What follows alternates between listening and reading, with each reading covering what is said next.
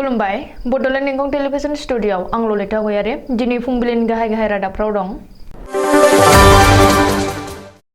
पाटनानिफ्राय दिल्लीसिम थांनाय स्पेन जेट हान्थियारि बिरखंआव अर खामदों। 185 हान्थियारिफ्रा खुनुरुखुमै जिउ रैखा। मरयननि सेलेंहाटआव जाब्रबथाय सासे असिया गावखौनो फोथैनानै लादों। मासबादआव मासे मै आरो मासे मैदेरनि गोथै सह बोखांदों। तामुलपुराव सासेनि गोथै सह बोखांनो हादों। रौतानि थोनस्रि जाम्फैयाव जाब्रबथाय सासेनि जिउ खहा। दानिया फैदो आबुं रादाबाव।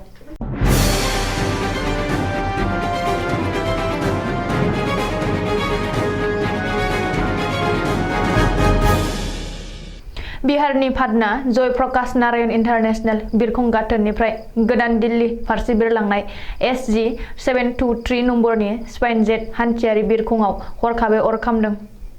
सुलुङाव फोरमायनाय बादिब्ला रबिबारखालि सानजौफु समाव दिल्ली फारसे बिरलांनाय बे बिरखंआ बिरहांनायावनो आगसिनि इन्जिनाव दाउ हाबनानै इन्जिननि फांखायाव थानाय मोनथाम प्लेटआ बायदों। पाटनानि डिस्ट्रिक्ट मेजिस्ट्रेट चन्द्रशेखर सिंहआ खौरांगिरिनि सिगाङाव फोरमायथिदों। आथिखालाव बिरखंआव थानाय गासैबो सा-185 हान्थियारिफोरखौ पाइलटनि सांग्रांथिजों रैखाथियै ओंखारहोफिननो हादों। बिसोरनि गेजेराव सानै उन्दै गथ'फोरबो दंफायोमोन। एयारपर्टनि अथ'रिटिआ मिथिहोनाय बादिब्ला स्पाइसजेट बिरखं कम्पानिया गोख्रैयैनो गुबुन गंसे बिरखंजों हान्थियारिफोरखौ दिल्ली फारसे लांनायनि खाबु खालामनानै होफिननाय जादों।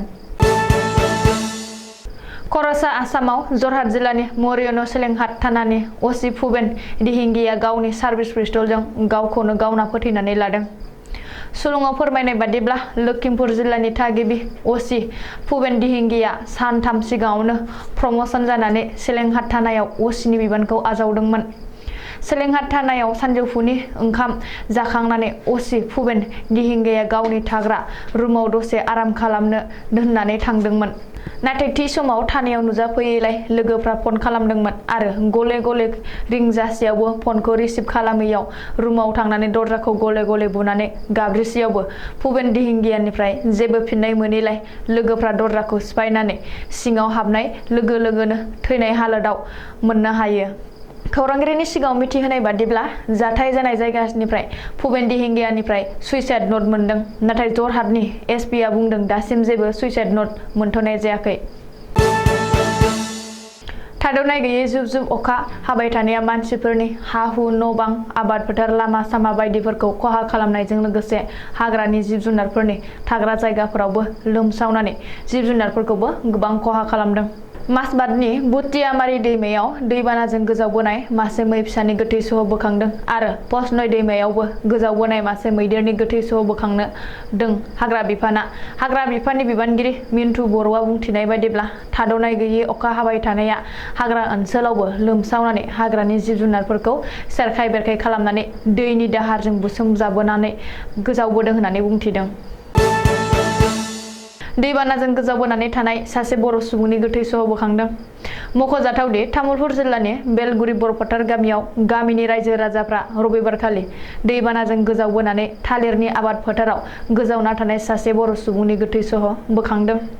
सुलुङाव मिथिनाय बादिब्ला जिउ गोमानाय सुबुंखौ फख्रिपारा मकलदया गामिनि 62 बोसोर बैसोनि गजेन बर' होननानै सिनायथिनाय जादों।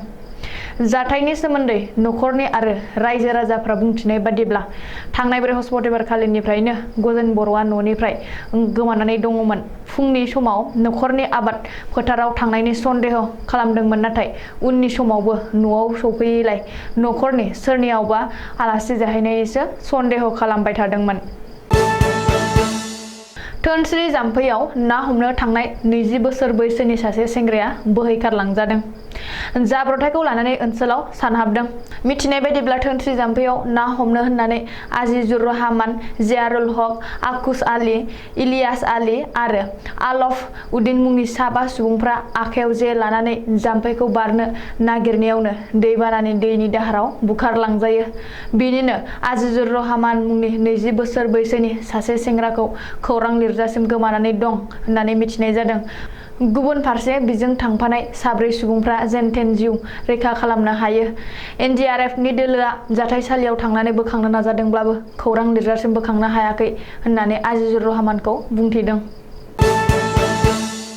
दिनैनि रादाबा एसेनोसै गोजोन्थों।